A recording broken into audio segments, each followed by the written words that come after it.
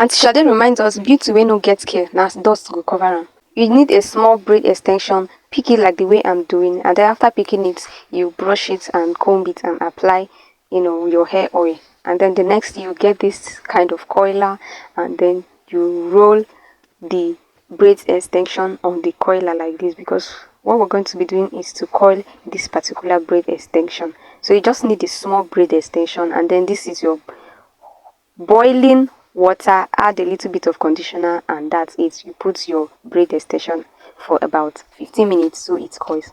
So the next thing I'll be doing is to part my hair into two different sections evenly. After parting my hair, is then the next thing I'll be doing is to braid this part. So this first part, I'm braiding it cornrows with only my hair, no extension, no Brazilian wool, just my natural hair.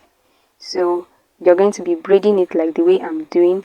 And honestly, this braiding is quite hard because my hair is full and thick, and it's not that very long like some people hair. I'm still on my hair care journey, and my goal is to get my hair to be waist length in the next, if possible, in the next 3 to 5 years, and I hope that is going to work.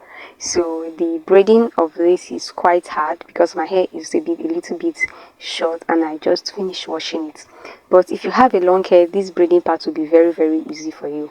So this is how I'll be braiding it cornrows. So you're braiding 2 cornrows. This is a very fast, easiest hairstyle that you can make, and you have to ensure that the back, you are not finishing the back, so that the remaining part of your hair would be the ponytail at the back like this.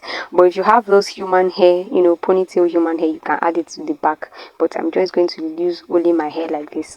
Remember, do not braid it all, so you're leaving a part of your hair unbraided at the back, then you use a rubber band to pack it all together like the way I'm doing.